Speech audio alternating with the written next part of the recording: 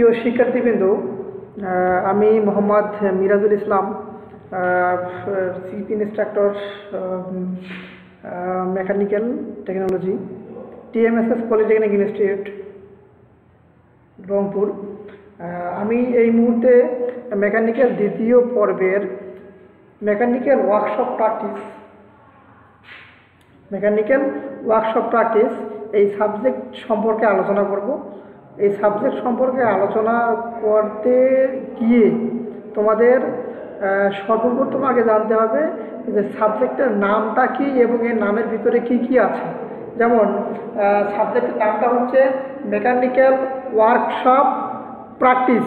তাহলে মেকানিক্যাল শব্দটার অর্থটা হচ্ছে, মেকানিক্যাল মানে হচ্ছে যন্ত্র কৌশল, মেকানিক্যাল মানে হচ্ছে যন্ত্র কৌশল। ওয়ার্কশপ মানে হচ্ছে কারখানা, ওয়ার্কশপ মানে হচ্ছে কারখানা। প্র্যাকটিস মানে হচ্ছে অনুশীলন, প্র্যাকটিস মানে হচ্ছে অনুশীলন। তাহলে আমরা কি বলতে পারবো যে যন্ত্র কৌশল শাখায়, মানে যন্ত্র কৌশল যে ইঞ্জিনিয়ারিংয়ের যে বিষয়টা, ইঞ্জিনিয়ারিং যে সাইটটা, এই সাইটের যন্ত্র কৌশল শাখার যে সমস্ত কারখানা আছে, যেমন বড় বড় ইন্ডাস্ট্রি হতে পারে, যেখানে মেশিন থাকতে পারে, যেখানে হ্যান্ড টুলস থাকতে পারে, ঠিক আছে। এই যে বড় বড় যন্ত্র কৌশলের যে কারখানাগুলো আছে, সেই কারখানাগুলোতে আমরা যে ধরনের সরঞ্জাম, যে ধরনের টুলস, যে ধরনের ইকুইপমেন্ট ব্যবহার করে আমরা অনুশীলন করব, সেই বিষয়গুলো নিয়ে বিশদ আলোচনা করা আছে কোথায়? এই মেকানিক্যাল ওয়ার্কশপ প্র্যাকটিস এই সাবজেক্টে। মূলত আমরা মেকানিক্যালের কাজের যে যন্ত্রপাতিগুলো ব্যবহার হবে, সেই যন্ত্রপাতিগুলো সম্পর্কে আমরা এই বিষয় সম্পর্কে জানতে পারবো। যেমন তোমাদের যদি আমি একটা জিনিস চিন্তা করি, সেটা হচ্ছে বড় বড় যে ইন্ডাস্ট্রিগুলো আছে, সেই ইন্ডাস্ট্রিগুলোর মধ্যে কী পাওয়া যায়? মেশিন পাওয়া যায়, তারপর কিছু হ্যান্ড টুলস পাওয়া যায়। তার মানে কি মেশিন টুলস এবং হচ্ছে কি হ্যান্ড টুলস। ক্লিয়ার? আচ্ছা, মেশিন টুলস আমরা কাকে বলবো? যে সমস্ত যন্ত্রপাতি স্বয়ংক্রিয়ভাবে,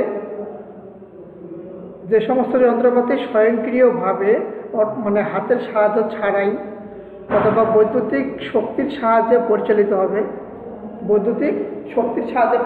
হবে, সেই ধরনের টুলসকে বলবো আমরা মেশিন টুলস। আর হ্যান্ড টুলস কাকে বলবো?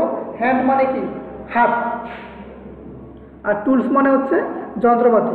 তাহলে হ্যান্ড টুলস এর শুদ্ধ যদি আমরা বাংলা উচ্চারণ করি, তাহলে কি হবে? অর্থটা কী দাঁড়াবে? হাতের যন্ত্রপাতি, তাই না? তার মানে কি আমরা হাতের সাহায্যে বা হাত দিয়ে যে সমস্ত যন্ত্রপাতি ব্যবহার করব, কায়িক শ্রমে কাজ করব, সে ধরনের টুলসকে আমরা বলবো হ্যান্ড টুলস। ক্লিয়ার? আচ্ছা, তাহলে আমরা কি বলতে পারবো? যে সকল যন্ত্রপাতি হাতের সাহায্যে ব্যবহার করে কাজ করা যায়। আমি কিন্তু সঠিক শিখানে যে সকল যন্ত্রপাতি হাতের সাহায্যে ব্যবহার করে কাজ করা যায় তাকে হ্যান্ড টুলস বলি। ক্লিয়ার? আচ্ছা, তাহলে যে সকল যন্ত্রপাতি হাতের সাহায্যে ব্যবহার করে কাজ করা যায় তাকে আমরা বলবো হ্যান্ড টুলস। এরপর আসি আমরা হ্যান্ড টুলসের প্রকারভেদ সম্পর্কে। প্রকারভেদ যদি আমরা বলি, যেমন বিভিন্ন ধরনের জিনিস আছে যেগুলোকে আমরা ফিক্সড করে বলতে পারি এত প্রকার, তাই না? আমরা ফিক্সড করে বলতে পারি এত প্রকার, কিন্তু আমরা হ্যান্ড টুলসের ক্ষেত্রে বলবো না যে হ্যান্ড টুলস এত প্রকার। আমরা শুধুমাত্র বলবো যে হ্যান্ড টুলসকে বিভিন্ন ভাগে ভাগ করা যায়, হ্যান্ড টুলসকে বিভিন্ন ভাগে ভাগ করা যায়। যেমন আমি এখানে লিখছি এখানে যে হ্যান্ড টুলসকে বিভিন্ন ভাগে ভাগ করা, হ্যান্ড টুলসকে বিভিন্ন ভাগে, দেখতে পাচ্ছ তোমরা কি শিক্ষার্থীবৃন্দ? যেমন কি লিখছি, হ্যান্ড টুলসকে বিভিন্ন ভাগে ভাগ করা যায়। হ্যান্ড টুলসকে বিভিন্ন ভাগে ভাগ করা যায়। কী কী ভাগে ভাগ করা যায়? যেমন আমি এক নম্বরে কি লিখছি, মেজারিং টুলস। মেজারিং টুলস কথাটার অর্থ হচ্ছে পরিমাপক যন্ত্রপাতি। ক্লিয়ার? এরপর আছে কি 2 নম্বরে কাটিং টুলস, অর্থাৎ কাটার যন্ত্রপাতি। এরপরে কি লিখছি কি লেআউট টুলস। লেআউট টুলস এর একটা অর্থ আছে। আসলে লেআউট কথাটার মানে হচ্ছে কোনো কিছুর অঙ্কন করা, কোনো কিছু লেআউট মানে হচ্ছে কোনো কিছু আমরা যে বস্তু তৈরি করব, সেই বস্তু তৈরি করার পূর্বে আমাদের একটা ডিজাইন করতে হয়, একটা নকশা করতে হয়। তাহলে আমরা এখানে বলতে পারি যে নকশার যন্ত্রপাতি।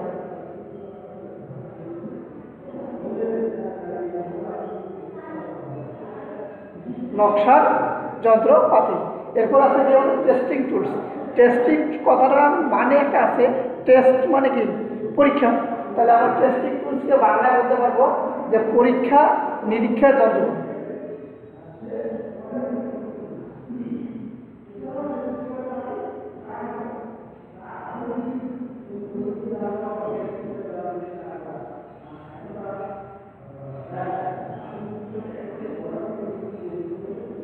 তাহলে আমরা কি লিখছি? পরীক্ষা নিরীক্ষার যন্ত্র। দেখে বলছে পরীক্ষা নিরীক্ষার যন্ত্রপাতি। এরপরে কি লিখছি আমি? সরঞ্জাম। এগুলোর বিস্তারিত বর্ণনা আমি বলে দিচ্ছি।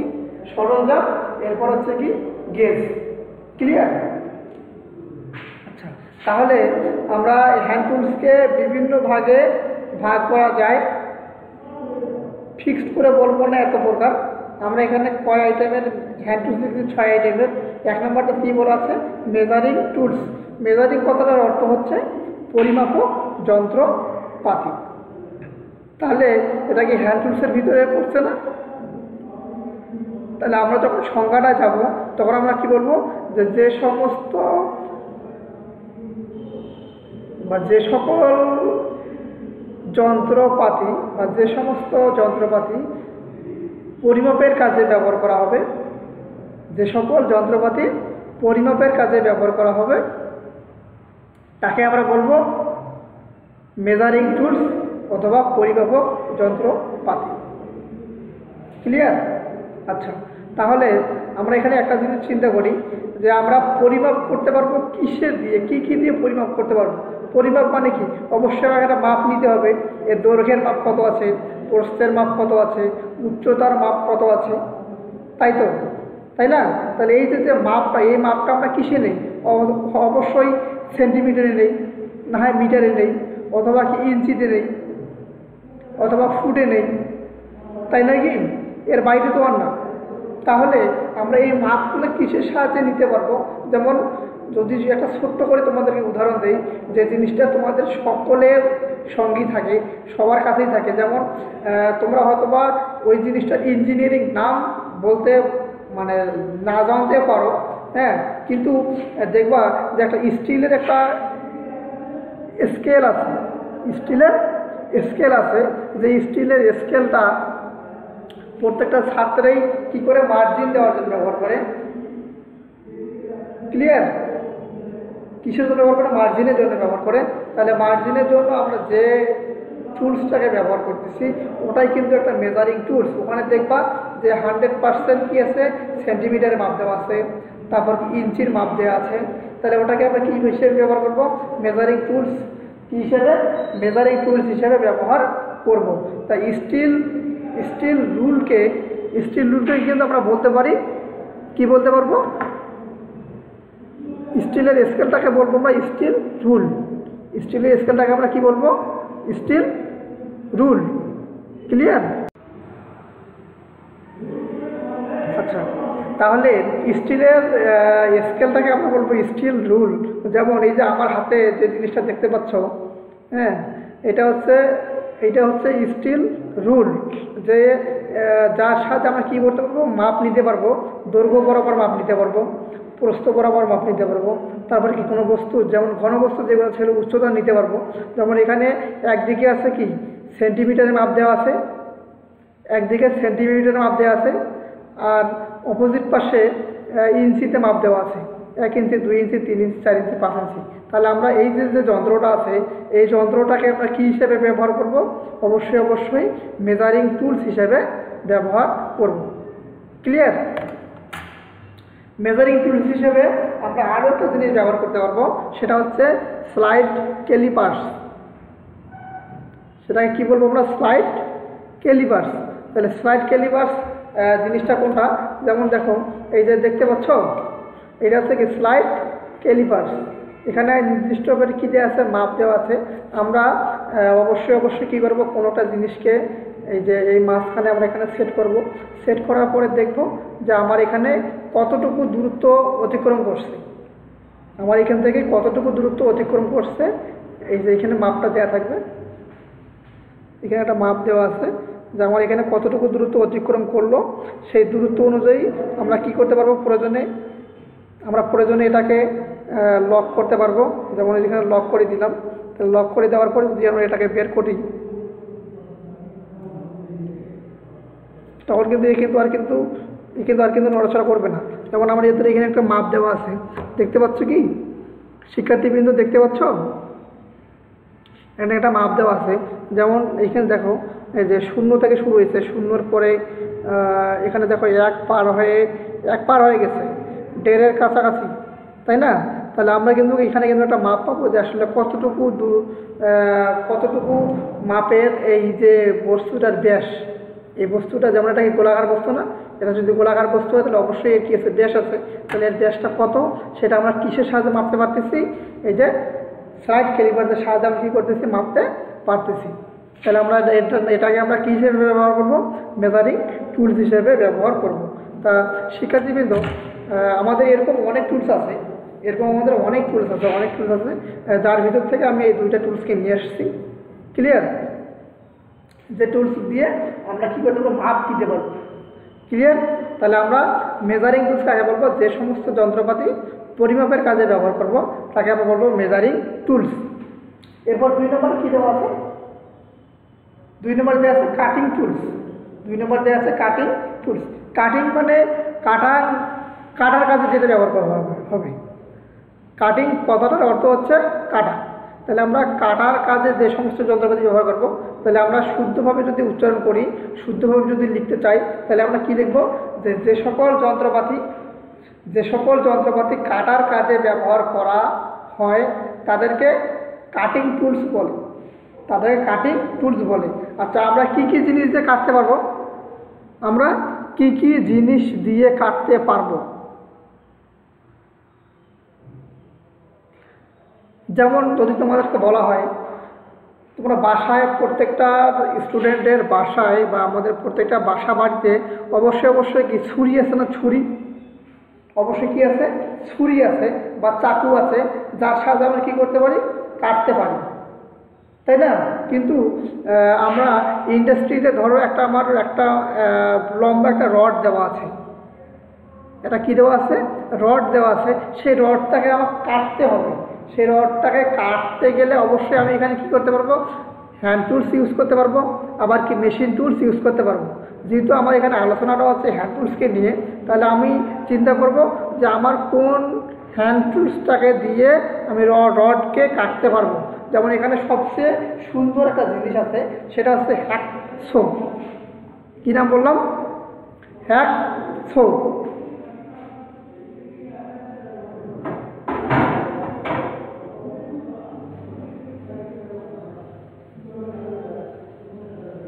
কি হবে উচ্চারণটা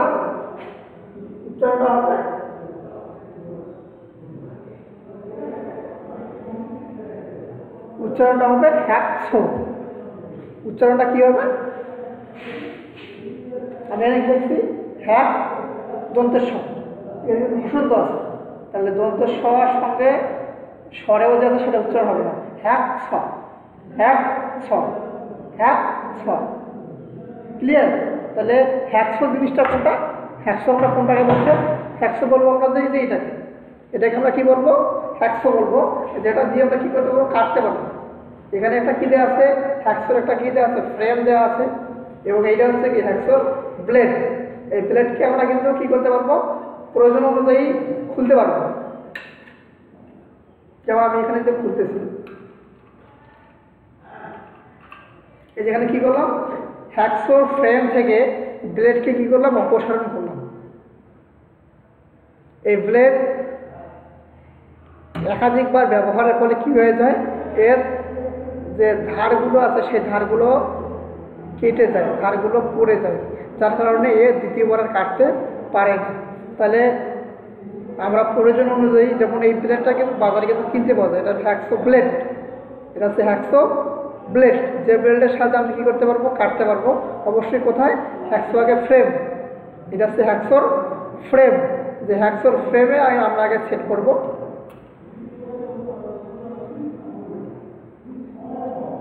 আমরা কি হলো হ্যাকসোর ফ্রেমে সেট করলাম।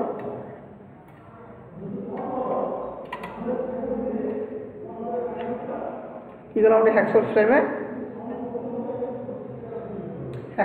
কি করতেছি, এখানে সেট করতেছি। তাহলে আমরা কি করলাম, এখানে হ্যাকসোর ফ্রেমে সেট করলাম। তাহলে হ্যাকসোর ফ্রেমে সেট করার পরে কি হবে, আমরা কি করতে পারবো, রডকে কি করতে পারবো, কাটতে পারবো। সামনে এবং পিছনে যাওয়া আসা করালে কি হয়ে যাবে, কাটা যাবে। এবং এই হ্যাকসো চালানোর কিছু নিয়ম আছে, যে নিয়মটা তোমাদের আমি পরবর্তী ক্লাসে যখন আমি এই হ্যাকসো দিয়ে সরাসরি প্র্যাকটিক্যালে যাব, তখন তোমাদের হ্যাকসো পরিচালনার নিয়ম আছে, সেই নিয়ম তোমাদের আমি বিস্তারিত বলবো। ক্লিয়ার? তো শিক্ষার্থীবৃন্দ, আমরা হ্যাকসোর সাহায্যে কী করতে পারবো, কাটতে পারবো। এবং এটাকে আমরা কোন টুলসের আওতায় নিয়ে যাব, কাটিং টুলসের আওতায়। ক্লিয়ার? এরপরে আমাদের আরও একটা টুলস আছে, যেমন এই যে দেখো তো, এরা কি চিনতে পারো, এই টুলসটাকে কি চেনা যায়? এই টুলসটাকে কি চেনা যায়? এটাকে কিন্তু সাধারণত প্রত্যেকটা কাঠমিস্ত্রির বাসাতে আমরা পাবো, এবং এর একটা গ্রাম্য নাম আছে। এর একটা কী নাম আছে, গ্রাম্য নাম আছে, যে নামটা বললে সবাই এক বাক্যেই এখন বুঝবা। যেমন আমরা কিন্তু গ্রাম অঞ্চলে এই জিনিসটাকে বলি রেত। কি বলি আমরা?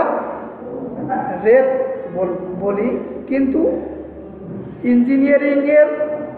ইঞ্জিনিয়ারিংয়ের ক্ষেত্রে ইঞ্জিনিয়ারিংয়ের যে ল্যাঙ্গুয়েজ, অর্থাৎ ইঞ্জিনিয়ারিং যে ভাষা আছে, সে ভাষা আমাদেরকে শুদ্ধ উচ্চারণ করতে হবে। শুদ্ধ উচ্চারণ যদি আমরা না করি, তাহলে কি হয়ে যাবে, যে একজন শ্রমিক এবং একজন ইঞ্জিনিয়ারের মাঝে কোনো তফাৎ থাকবে না। তাহলে আমরা এর ইঞ্জিনিয়ারিং নাম বলবো ফাইল। কি নাম বলবো আমরা? ফাইল। আমি আবার লিখে দিচ্ছি, কি নাম বলবো আমরা এর? ফাইল।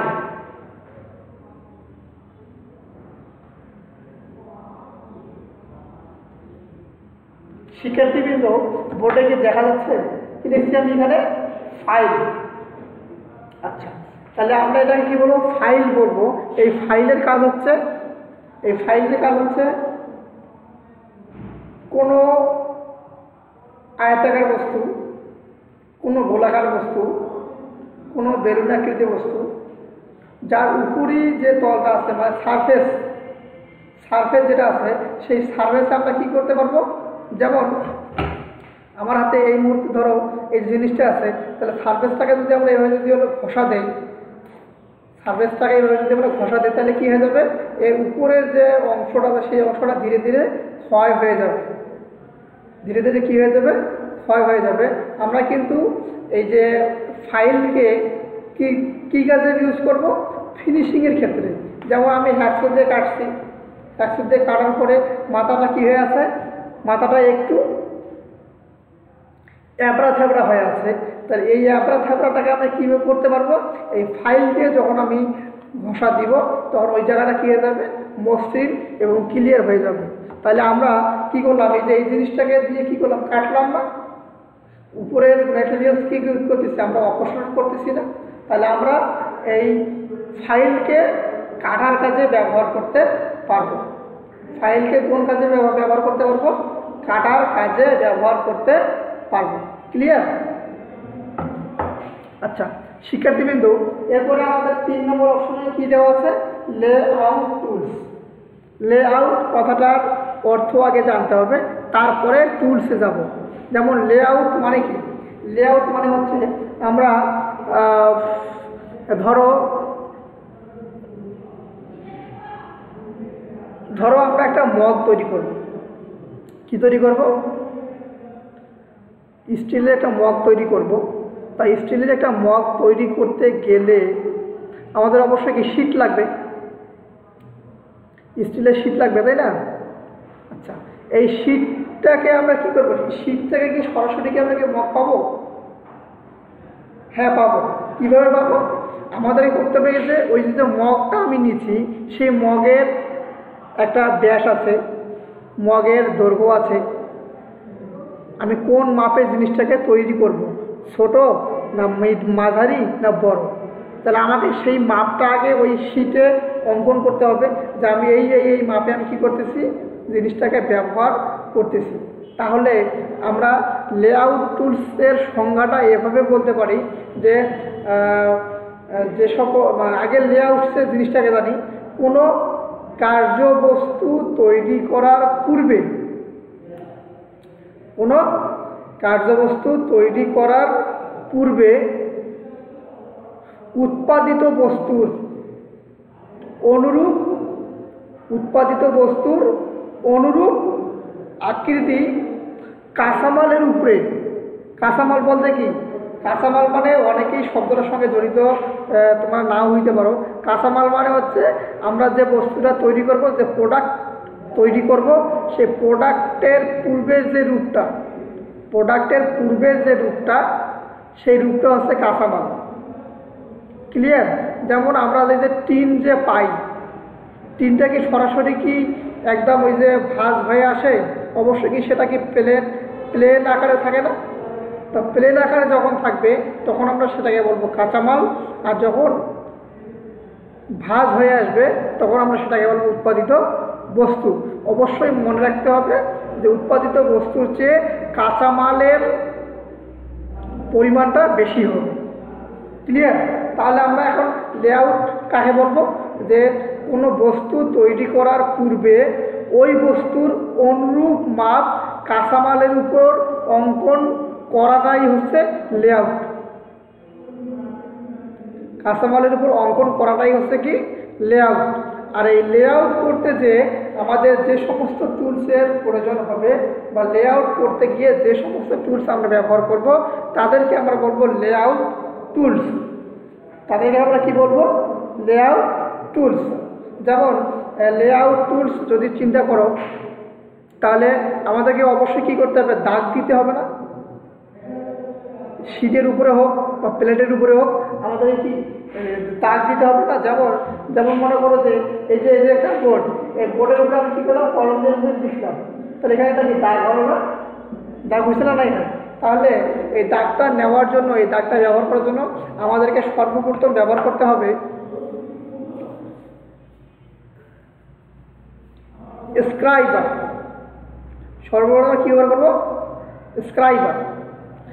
যে জিনিসটা অনেকটা কলমের মতো, অনেকটা কেমন? কলমের মতো, যার মাথায় কি থাকবে? একটু মানে ছোট্ট দানা থাকবে, যে দানার সাহায্যে আমরা যদি আমরা প্লেটের উপরে এভাবে স্কেচ করি তাহলে কি জায়গাটাকে দাগ হয়ে যাবে। তাহলে আমরা স্ক্রাইবার, এই মুহূর্তে স্ক্রাইবারটা আমার কাছে নাই, যার কারণে তোমাদেরকে দেখাইতে পারতেছি না। ক্লিয়ার? ওটা অনেকটা কীরকম? কলম আকৃতি, কলমের মতো। এরপরে আমরা কী হিসেবে ব্যবহার করতে পারবো? এরপরে আমরা লেআউট হিসেবে হ্যামারকে ব্যবহার করতে পারবো। হ্যামার কিন্তু একটা ইঞ্জিনিয়ারিং ভাষা। হ্যামারটা হচ্ছে কী ভাষা? ইঞ্জিনিয়ারিং ভাষা। কিন্তু হ্যামারটাকে তোমরা সবাই চিনো।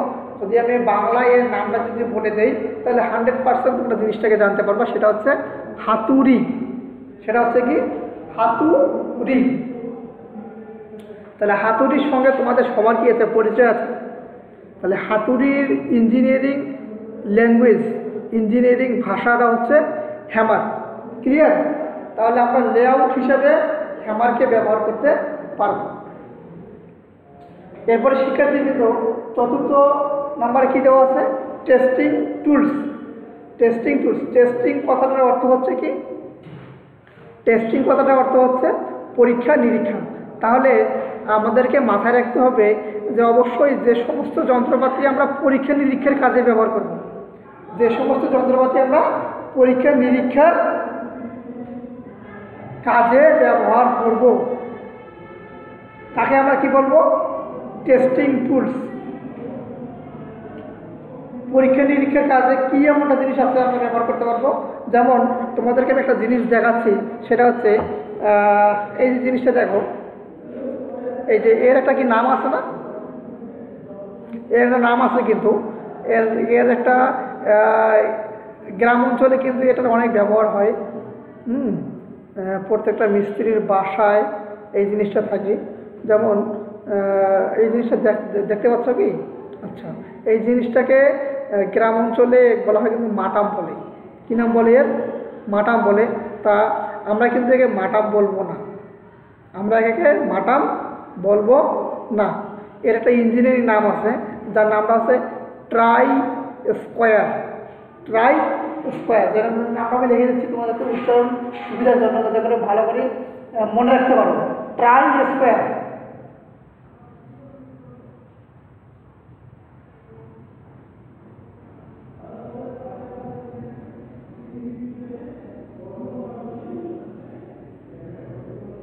কি লিখছি আমি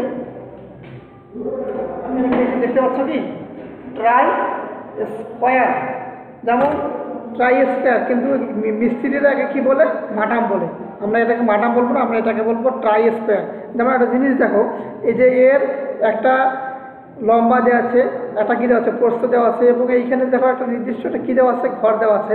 আচ্ছা, যদি আমরা চিন্তা করি যেখানে একটা কোণ দেওয়া আছে না, এখানে একটা কী দেওয়া আছে? কোণ দেওয়া আছে। এই কোণটা কত ডিগ্রি বলতে পারবে? আশা করি আমার যে শিক্ষার্থীবৃন্দ আছে, শিক্ষার্থীবৃন্দ অবশ্যই এটাকে বলতে পারবে। যেমন এটা সেটা 90 ডিগ্রি কোণ। এটা কত ডিগ্রি কোণ? 90 ডিগ্রি কোণ। এই কোণটা আমি যদি এখানে কোনো আয়তাকার বস্তুকে সেট আপ করাই, যার সারফেস দৈর্ঘ্য এবং প্রস্থ, দৈর্ঘ্য যদি এখানে স্পর্শ করে, প্রস্থ এখানে স্পর্শ করবে, তাহলে দৈর্ঘ্য এই যে এই বরাবর যদি স্পর্শ হয়, কোনো গ্যাপ না থাকে, প্লাস প্রস্থ এই বরাবর যদি এখানে স্পর্শ হয়ে থাকে, একদম লেগে থাকে, তাহলে আমাদেরকে বুঝতে হবে যে কোনটা 90 ডিগ্রি আছে। কোনটা কয় ডিগ্রি আছে? 90 ডিগ্রি আছে। এখানে একটুকু কম বেশি করা নাই। তখন আমরা কি করতে পারবো? যে না, এখানে কোনটা 90 ডিগ্রি ব্যবহার করা আছে, এবং আমরা কি করলাম? একটা কোণ পরীক্ষা করলাম, তাই নাকি? তাহলে আমরা এই যে এখানে যে কোণটাকে যে পরীক্ষা করলাম,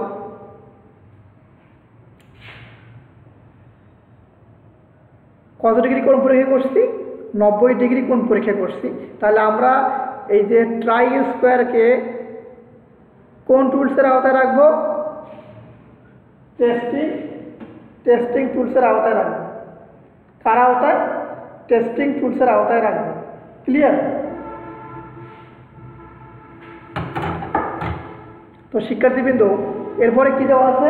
সরঞ্জাম। সরঞ্জাম কথাটার অর্থ হচ্ছে, সরঞ্জাম জিনিসটা এরকম হবে, কীরকম হবে? যে সমস্ত যন্ত্রপাতি কাজ করার সময় আমাদেরকে সাহায্য করবে। কাজ করার সময় আমাদেরকে কী করবে? সাহায্য করবে। কীরকম সাহায্য করবে? যেমন তোমাদেরকে জিনিসটা ক্লিয়ার করে দেই। তোমরা ভাইস দেখছো, আমাদের ল্যাবে ভাইস আছে, যার ভাইসের কী থাকে? দুইটা মাথা কি আসতেছে, দুইটা প্রান্ত আছে। আমি যদি স্ক্রুকে ঘুরাই, এই মাথা দুইটা ধীরে ধীরে কী হয়ে যায়? এক কাছাকাছি চলে আসে। আবার যদি ঢিল দেই, তাহলে কী হয়ে যাবে? মাথা এই সাইডটা আস্তে আস্তে কী হয়ে যাবে? সরে আসবে। তাহলে এই যে সরে আসলো, তখন আমরা জিনিসটাকে বের করতে পারবো। ক্লিয়ার?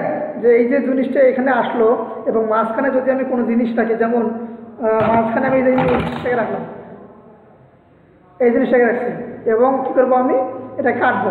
তাহলে আমি এখানে যে খুব ভালো করে যে দৃঢ়ভাবে যে এটাকে আমি আটকে রাখলাম, তাহলে এ কি আর নড়াচড়া করতে পারবে? কাটতে আমাদের সুবিধা করলো না? আমাদের কি হলো? সে সহায়ক টুলস হিসেবে ব্যবহৃত হলো। ক্লিয়ার? তো ঠিক তেমনই সরঞ্জাম আমরা বলতে পারবো যে সকল যন্ত্রপাতি সহায়ক টুলস হিসেবে ব্যবহৃত হয়। যে সকল যন্ত্রপাতি সহায়ক টুলস হিসেবে ব্যবহৃত হয়, তাকে আমরা বলবো সরঞ্জাম। এবং এর উদাহরণটা হচ্ছে ভাইস। উদাহরণটা কি হচ্ছে? ভাইস। যে ভাইস কি করতেছে? আমাদেরকে যে কোনো বস্তু যাতে করে নড়াচড়া করতে না পারে, দৃঢ়ভাবে আটকে ধরে থাকে, যেমন কাটার সময় নড়াচড়া করে না, যেমন আমি যদি এটাকে হাত দিয়ে ধরছি আর যদি আমি এটাকে হ্যাকসো দিয়ে এইভাবে কাটি, তাহলে কি নড়াচড়া করবে না? অবশ্যই নড়াচড়া করবে। কিন্তু এই জিনিসটাকে যদি আমি ভাইসের কাছে স্থাপন করি, তাহলে এর নড়াচড়া করার বুদ্ধি নাই, সে নড়াচড়া করতে পারবে না। তখন আমি ইজিলি সুন্দরভাবে এটাকে কাটতে পারবো। তাহলে কি করলো, ভাইস আমাদেরকে সাহায্য করলো, কাজ করতে কি করলো, সাহায্য করলো, যার কারণে আমরা ভাইসকে কি বলবো, সরঞ্জাম বলবো। ক্লিয়ার? এরপরে কি আছে, গেজ। এরপরে কি দেওয়া আছে, গেজ। গেজ জিনিসটা তোমাদেরকে মনে রাখতে হবে শিক্ষার্থীবৃন্দ। গেজটা হচ্ছে কি, গেজটা হলো স্কেলবিহীন নির্দিষ্ট মাপ পরিমাপের জন্য, স্কেলবিহীন নির্দিষ্ট মাপ পরিমাপের জন্য যে সকল যন্ত্রপাতি বা যে সমস্ত টুলস আমরা ব্যবহার করব, সেটা হচ্ছে গেজ। সেটা হচ্ছে কি, গেজ। যেমন আমরা যদি চিন্তা করি, তোমরা দেখবা যে যেমন কোথায় পাওয়া যাবে এই জিনিসটা, তোমাদেরকে একটা বাস্তব একটা জায়গা দেখা যাচ্ছে যেখানে কিন্তু সচরাচর পাওয়া যায়। দেখবা যে সাইকেলের যে মেকার আছে, সাইকেলের মেকার যখন রিংয়ের টাল উঠায়, দেখবা যে স্প্রক যেগুলো আছে, স্প্রকগুলোকে কী করতেছে, হাতে একটা গোলাকৃতি যন্ত্র থাকে, যে যন্ত্রটা কী করতেছে, স্প্রকের মাথায় ঢুকিয়ে দিয়ে ঘুরাচ্ছে। তাহলে স্প্রকের যে মাথায় ঘুরাচ্ছে, তাহলে ওখানে একটু নির্দিষ্ট একটা মাপ করা আছে না, যে এই মাপের যদি ছোট হয় তাহলে কি হবে, সেটা নিবে না, এই মাপের যদি বড় হয় তাহলে সেখানে সে কি ঢুকবে না। তাহলে নির্দিষ্ট একটা মাপ বরাবর, নির্দিষ্ট একটা মাপ অনুযায়ী সে কী হচ্ছে, ওখানে যাচ্ছে এবং কী করতেছে, কাজ সম্পাদন হচ্ছে। তাহলে ঠিক গেজটা হচ্ছে এরকম, যে একটা স্কেল বি নির্দিষ্ট মাপ থাকবে, যার সাহায্যে আমরা কী করতে পারবো, কাজ করতে পারবো। গেজটা কী হতে পারে তোমাদের, যেমন ওয়্যার গেজ হতে পারে, যেমন ওয়্যার গেজ হতে পারে, তারপরে কি ফিলার গেজ হতে পারে। ক্লিয়ার? যেমন আমরা যে দোকানে যে তার কিনতে যাই, তার মধ্যে স্টিলের যে গুণা তার যেটা কিনতে যাই, দেখবো যে কিছু তার আছে মোটা, কিছু আছে কি একবারে চিকন, কিছু আছে কি একবারে কি বেশি মোটাও না বেশি চিকনও না, মাঝারি, তাই না? এদের কিন্তু নাম আছে। যেমন কেউ বলে কি 18 নম্বর তার দাও, কেউ বলে 20 নাম্বার দাও, কেউ বলে 22 নাম্বার দাও। তাহলে কি ওই যে তারটা আছে, সেই তারটা যেন ওই ছিদ্রটার ভিতর দিয়ে যেন যাওয়া আসা করে। তাহলে ওই ছিদ্রের ভিতর দিয়ে যদি যাওয়া আসা করে, তাহলে বুঝতে হবে যে ওই তারটা অত নম্বর গেজ ধারী। ক্লিয়ার? শিক্ষার্থীবৃন্দ, আজকে তোমাদের আমি যে বিষয়টা নিয়ে আলোচনা করলাম সেটা হচ্ছে হ্যান্ড টুলস। সেটা হচ্ছে কি, হ্যান্ড টুলস। এবং এই বিষয়টার নামটা হচ্ছে কি, মেকানিক্যাল ওয়ার্কশপ প্র্যাকটিস। তাহলে মেকানিক্যাল ওয়ার্কশপ প্র্যাকটিসের আমরা হ্যান্ড টুলস নিয়ে আলোচনা করলাম। তাহলে আমরা যদি আরেকবার রিভিউ করি, তাহলে কি আসবে, হ্যান্ড টুলস কাকে বলে, যে সকল যন্ত্রপাতি হাতের সাথে ব্যবহার করে কাজ করা হয় তাকে হ্যান্ড টুলস বলে। হ্যান্ড টুলসকে আমরা বিভিন্ন শ্রেণীতে ভাগ করতে পারবো। কী ভাগে ভাগ করতে পারবো, যেমন কি মেজারিং টুলস, অর্থাৎ কি পরিমাপ যন্ত্রপাতি, কাটিং টুলস, কাটার যন্ত্রপাতি, লেআউট টুলস, নকশা যন্ত্রপাতি, টেস্টিং টুলস, পরীক্ষা নিরীক্ষা যন্ত্রপাতি। এরপর হচ্ছে সরঞ্জাম মানে হচ্ছে যেগুলো আমাদেরকে সহায়ক টুলস, অর্থাৎ কাজ করতে সাহায্য করবে। আর 6 নম্বর হচ্ছে গেজটা হচ্ছে কি, একটা স্কেলবিহীন নির্দিষ্ট মাপ পরীক্ষার জন্য। ক্লিয়ার? তো শিক্ষার্থীবৃন্দ, তোমরা অবশ্যই এই ক্লাসটা মনোযোগ দিয়ে করছো, মনোযোগ দিয়ে শুনছো, যার জন্য অনেক ধন্যবাদ। আমি আশা করব তোমরা রেগুলার ক্লাসে অ্যাটেন্ড হও। তোমাদেরকে অনেক কিছু শেখার আছে। সামনে তোমাদের এক্সাম 100% হবে, লিখিত আকারে এক্সাম তোমাদের 100% হবে।